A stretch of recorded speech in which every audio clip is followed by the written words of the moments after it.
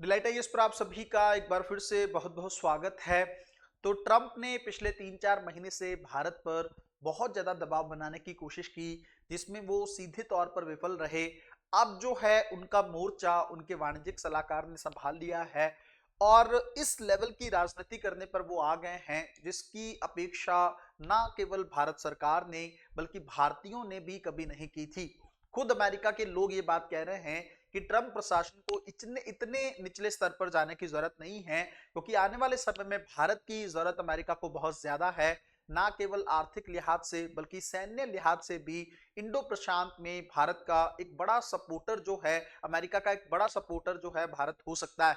पूरे मैटर को गहराई से जानने का प्रयास करेंगे ताकि इस मैटर की नब्ज को आप लोग अच्छे से पकड़ पाए। ये जो है ट्रंप के वाणिज्यिक सलाहकार हैं पीटर नवारो, इनके द्वारा एक बात बोली गई। इन्होंने कहा कि जो सस्ता तेल जो है रूस से आयात किया है भारत ने, उसका फायदा जो है एक स्पेसिफिक वर्ग को हुआ है। और उन्होंने उस वर्ग में ब्राह्मण जो जाति है उनका नाम भी लिया है ना। ब्राह्मणों को ही उसका फायदा देखने को मिला है। ये एक सीधा तंज उसके द्वारा कसा गया है। मैं आपको थोड़ा सा बताता हूं किस तरीके की अमेरिका की जो है रणनीति रहती है, ताकि आप समझ पाओ कि इस स्तर पर ट्रंप का प्रशासन क्यों गया है ना। ये बात हालांकि ट्रंप ने नहीं बोली, लेकिन उनके वाणिज्यिक सलाहकार जो बार बार ट्रंप को बोल रहे हैं कि भारत पर और टैरिफ लगाओ और टैरिफ लगाओ, ताकि भारत को जो है एक प्रेशराइज किया जा सके चीन और रूस से दूर रहने के लिए, है ना, और अमेरिका की बातों को मनवाने के लिए। लेकिन आपको पता है कि सिचुएशन कुछ और हो गई है। भारत के पीएम जो हैं रूस के साथ और ज्यादा निकटता दिखा रहे हैं। भारत पीएम जो है चीन चले गए हैं। वहां पर एससीओ में आप लोगों ने देखा होगा किस तरीके से चीन या चीन के राष्ट्रपति, भारत के राष्ट्रपति और रूस के राष्ट्रपति की जो है तिगड़ी देखने को मिली। और उसके चलते कहीं ना कहीं पे अमेरिका जो है एकदम आग बबूला होता दिख रहा है। अब बात क्या है, अमेरिका को जब लगता है कि अगर किसी देश की सरकार उसके हितों को नहीं साध रही है, तो अमेरिका वहां पर तख्ता पलट की कोशिशें करता है। सबसे पहला प्रयास तो वो ये करता है। भारत में तो ऐसा पॉसिबल नहीं है। भारत में एक जेन्युइन सरकार है और इतना आसान नहीं है कि आप वहां पर तख्ता पलट कर पाओ, पहली बात। दूसरी बात, जब अमेरिका का फर्स्ट जो है तरीका नहीं चलता है, तो दूसरे तरीके के तहत वो प्रयास करता है कि वहां पर धर्म को लेकर कोई खेल खेला जाए। अब आपको पता है कि अगर अमेरिका हिंदू मुस्लिम करने की कोशिश करता है भारत में, तो उसका फायदा जो है बीजेपी पार्टी को हो सकता है। उसमें तो उनको हराना थोड़ा सा मुश्किल रहेगा।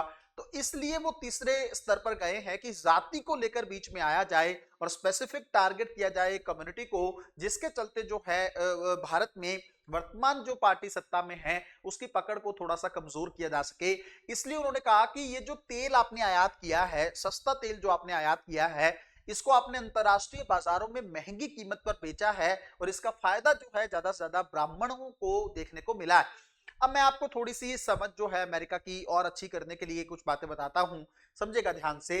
पहली बात तो ये है कि भारत में अगर आप देखेंगे सबसे पहली बात, ब्राह्मण जो लोग हैं वो आपको पता है कि पैसे से थोड़ा सा अपने आप को दूर ही रखते हैं, समृद्धि से अपने आप को दूर ही रखते हैं। उनका वर्क ही किसी अलग तरह का है।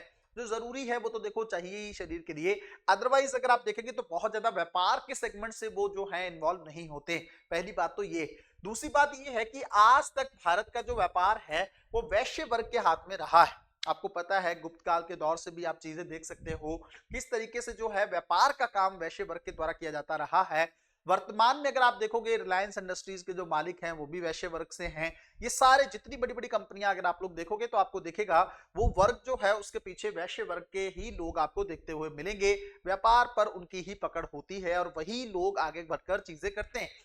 तीसरी चीज, अगर आप ऑयल की बात करते हो, तेल की बात करते हो, तो ओएनजीसी जो है oil and natural and gas corporation जो है हमारी, ओएनजीसी जैसी कंपनियां हैं या ऑयल इंडिया कॉर्पोरेशन जैसी जो कंपनियां हैं, वो सरकार के अंडर काम करती हैं, है ना। तो सरकार के अंडर काम करती है तो इसका मतलब अगर उनको बेनिफिट हो भी रहा है तेल को सस्ते तरीके से आयात करके उसको महंगे दामों पर निर्यात करके, तो इसका मतलब फायदा तो सरकार को हो रहा है ना। इसमें तो आप कह ही नहीं सकते कि वो कंपनी जो है उससे किसी एक स्पेसिफिक कम्युनिटी को फायदा हो रहा है या किसी वर्ग को फायदा हो रहा है। ये सोचने वाली बात है। तो कहीं ना कहीं पे ट्रंप प्रशासन की बेसिक समझ जो है यहाँ पे कमजोर होती हुई दिख रही है कि भारत में किस तरीके से जो है फायदा या किस तरह की राजनीति करने की कोशिश आप लोग कर रहे हो। अब मैं आपको थोड़ा सा बताता हूं बात इस मैटर के पीछे की कहानी। देखो, अंतरराष्ट्रीय स्तर पर अगर हम देखें रूस और यूक्रेन के बीच में वॉर चला, और पश्चिम एशिया के मध्य भी अगर आप देखेंगे तो वहां पे भी टकराव रहा ईरान और इजराइल के बीच में। इसके चलते ऑयल जो है काफी ज्यादा महंगा हो गया। अंतरराष्ट्रीय अगर बाजार की मैं बात करूं तो ऑयल की कीमत जो है $100 प्रति बैरल तक पहुंच गई थी, है ना। उस दौर में रूस ने हमें कहा कि मैं आपको $60 से $70 प्रति बैरल जो है तेल देने के लिए तैयार हूं, और आप मुझे रुपए में भी प्रोवाइड कर सकते हैं पैसा, आप डॉलर देने की भी आपको जरूरत नहीं है। तो इससे भारत को आप एक तरफ देखो $100 प्रति बैरल आपको खरीदना है, और दूसरी तरफ अगर आप देखोगे $60 से $70 जो है प्रति बैरल आपको तेल मिल रहा है, तो इसमें बुरा क्या है? कोई बुरी बात है? बुरी बात नहीं है, तो हमने किया। दूसरा, हम कोई ऐसे किसी देश से नहीं कर रहे हैं जिसकी कंडीशन बहुत खराब है। ऐसा देश है जिसने पहले हमारा बहुत सपोर्ट किया है ना। भारत और रूस के बीच के जो संबंध है वो दुनिया से छिपे नहीं है, पुराना दोस्त हमारा रूस रहा है, तो हमने उससे ट्रेड किया है।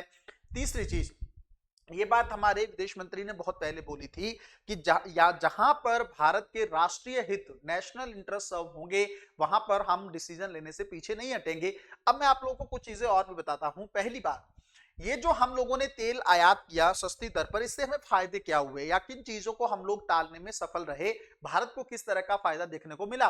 पहली बात तो ये थी कि मुद्रास्फीति इतनी ज्यादा बढ़ जाती भारत में, वैसे भी महंगाई बहुत ज्यादा है, और अगर हम लोग $100 प्रति बैरल तेल को आयात करते, तब आप सोच के देखो कि आपकी इन्फ्लेशन कितनी ज्यादा भारत में बढ़ सकती थी। क्योंकि पेट्रोल के बिना तो आप चीजों की उम्मीद ही नहीं कर सकते। परिवहन वाली ज्यादातर चीजें जो हैं ऊर्जा के संसाधनों से ही जुड़ी होती हैं, उनके महंगे होने से सारी चीजों के दाम जो हैं बहुत ज्यादा बढ़ जाते हैं, पहली बात।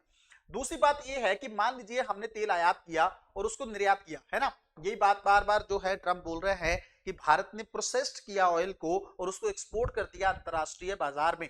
अब एक्सपोर्ट किया, ये तो काम हम पहले से ही कर रहे हैं। दूसरी बात, अगर हमें इसमें फायदा हुआ है तो इससे भारत को क्या प्राप्त हुआ? विदेशी मुद्रा, डॉलर। इससे हमारा क्या होगा? विदेशी रिजर्व बढ़ेगा। ऑब्वियसली बात है, हम अगर आज कई चीजें एक्सपोर्ट कर रहे हैं तो हमें बहुत सारी चीजें आयात करने के लिए भी तो करेंसी चाहिए। बहुत सारी चीजें जो जैसे तेल को ही आयात करना है उसके लिए भी पैसा चाहिए। एक समय पर 1990 में भारत जो है इतना बड़ा आर्थिक संकट झेल चुका है, उस चीज को बेहतर करने के लिए हमें फायदा तो चाहिए ना कहीं से। देश के लिए अगर कोई कदम उठा रहे हैं तो उसमें क्या प्रॉब्लम है? तीसरी चीज, आपको पता है इस समय अगर भारत में देखोगे आप, सनराइज इंडस्ट्री के तौर पर रिफाइनरी उद्योग को देखा जाता है। यूपीएससी ने मेंस एग्जामिनेशन में इसको लेकर सवाल भी पूछा है ना, कि रिफाइनरी इंडस्ट्री जो है आपकी जो है किस तरीके से एक उभरता उद्योग है। उभरता उद्योग उसको बोलते हैं जिसका भविष्य बहुत अच्छा दिख रहा हो, जो काफी तेजी से जो है ग्रो करने की चीजें आप देख सकते हो। जैसे भारत के अंदर फूड प्रोसेसिंग इंडस्ट्री को लेकर भी इसी तरह की बातें की जाती हैं। जैसे भारत में आईटी उद्योग को लेकर भी इस तरह की बात कही जाती है ना, तो ये भी उस तरह का उद्योग है। तो तीसरा फायदा अगर हम देखें तो हमारी रिफाइनरी इंडस्ट्री को काफी ज्यादा बेनिफिट देखने को मिला। और चौथा और सबसे जरूरी चीज जो है, अगर कोई इंडस्ट्री ग्रो करती है तो उससे रोजगार के स्तर का भी बेनिफिट देखने को मिलता है। काफी सारा रोजगार जो है इस इंडस्ट्री में भारत सरकार क्रिएट करने में फायदेमंद रही, है ना। तो ये सारे फायदे हुए हैं जिसके चलते हम लोगों ने तेल को सस्ते स्तर पर आयात किया है। और उसको अगर थोड़ा बहुत बढ़ा के, क्योंकि प्रोसेसिंग कर रहे हैं ऑयल को, तो पैसा तो हमारा भी लग रहा है ना, तो थोड़ा बहुत प्रॉफिट कमा के हम लोग तो उसको बेचेंगे ही बेचेंगे। अब बात ये करते हैं कि इस तरीके से जातिवाद को भारत में जो है टारगेट करना, है ना कहीं पे जातिवाद को और उभारने की कोशिश करना और इस लेवल का जहर फैलाना, ये ट्रंप प्रशासन को शोभा नहीं देता है। मुझे लगता है इस तरह की राजनीति कभी नहीं होनी चाहिए। और सरकार जो है धीरे धीरे अमेरिका को जवाब देने के मूड में आ चुकी है। भारत के प्रधानमंत्री बिल्कुल भी परवाह नहीं कर रहे हैं।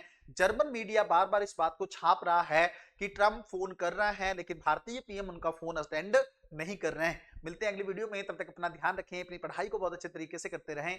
बहुत बहुत धन्यवाद।